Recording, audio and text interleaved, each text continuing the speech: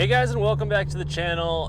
This is a rainy day video. We're doing the POV format because you guys enjoyed it in the last video. In today's video, we're going to be talking about everything wrong with the VB WRX. That is the 2022 Plus WRX. And this is a video after a year of ownership of my own 2022 VB, a year of making content, a year of driving in other people's cars, a year of being part of the community.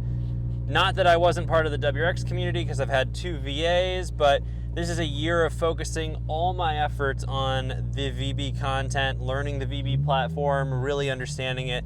And again, this is going to be a synopsis of absolutely everything wrong with this car. And more importantly, this is going to be from the perspective of somebody that absolutely loves this platform. So I'm going to be a little bit nitpicky, and we're going to talk about some of the things that you're going to encounter as an owner and things that could potentially be, you know, gripes for long-term things. And number one on our list is actually going to be inside the car, and what that really is going to be issues with the head unit, the Apple CarPlay, the Bluetooth connectivity. Now this is really an ownership thing, and this is one of the biggest pains. It's the reason why it's number one on our list, because it's the thing that you're going to deal with the most with this car, in my opinion. And what ends up happening is a few things. So if you're listening to music, audiobooks, whatever it is via Bluetooth, every once in a while you'll experience outages with the Bluetooth where it just will not connect. The only way to remedy the problem is actually to turn the car off and turn the car back on. The same goes with Apple CarPlay. What I've experienced with Apple CarPlay is sometimes you'll turn the car off, turn it back on, and it still isn't working. You have to cycle through that a couple times to get that to actually work and connect. It doesn't even offer itself as an app that you can use, even when you're hard plugging it in and everything. It's so frustrating.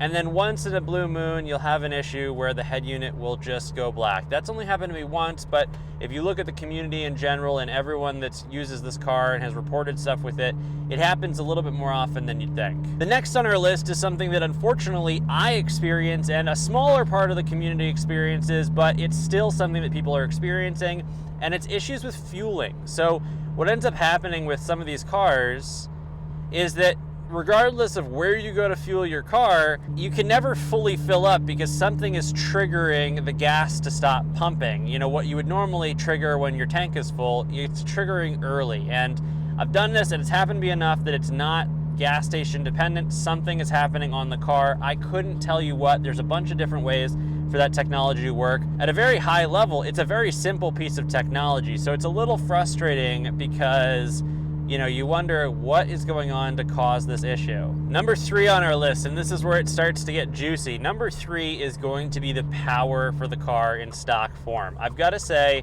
one of my big gripes with this car is the power without a tune. While this car is fun to drive and it's quick, and we'll do a little bit of a pull here.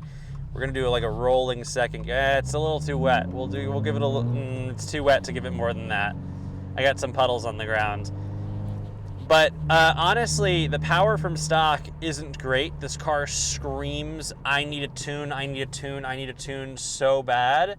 And it's something that I'm gonna have to do on my car, but it's a bigger problem than you think. I wish it was dry. I'd pull this car so much faster.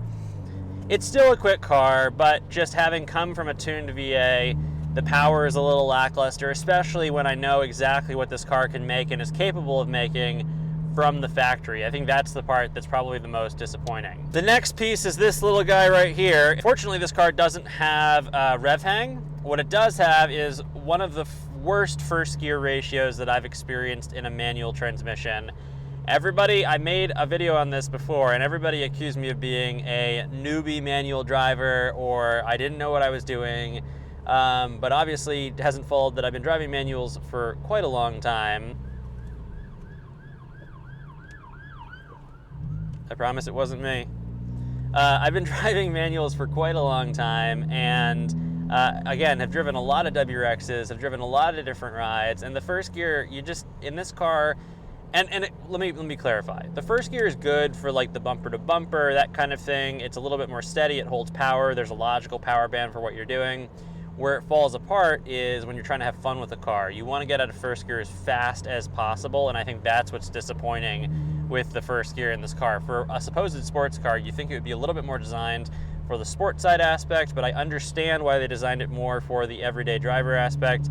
Again, it's disappointing as somebody that wants to use this car for what it was designed to be used for. Because I'm making an effort to make these videos a little bit more to the point, a little bit shorter, and having a little bit more content to word count, because that's what seems to be a big gripe for a lot of you guys. We're already at the last thing. Now, the last thing isn't inherently a problem with this car, but it's a problem with a byproduct of owning this car. Now, let me explain.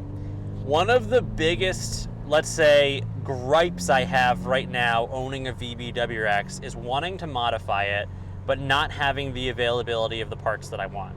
And that is our number 6 item, is the lack of availability for aftermarket parts. And it's bad.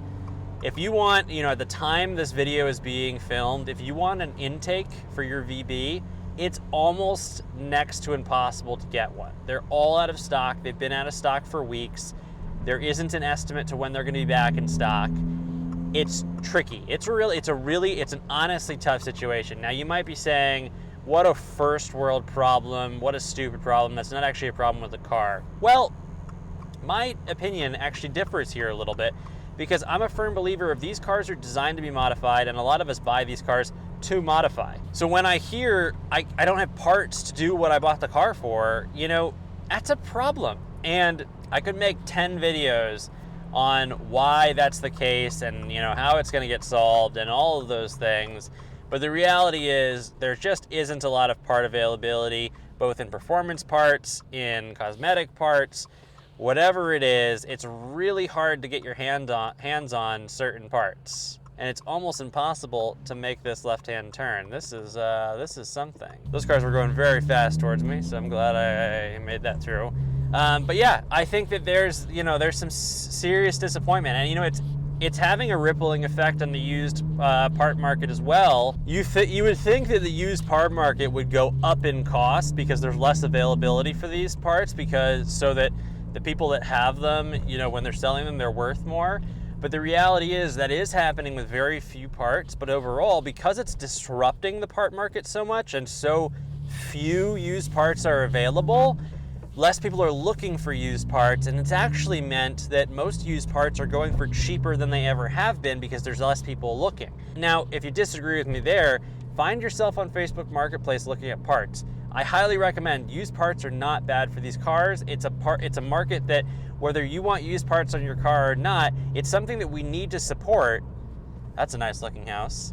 It's something that we need to support because all of us are going to be in a position that at some point we need to sell our used parts. And yes, mods don't add value, but that's why you part out your cars. But this is like the constant R35 GTR A91 Super where everyone's like, don't sell your car for that little money, and it's about like propping up the market. Well, yeah, we kind of want to do that here. But the short answer, I won't ramble on here, is that number 6 on our list, and this might actually be for some of us the most uncomfortable one here, it's just the lack of available aftermarket parts right now.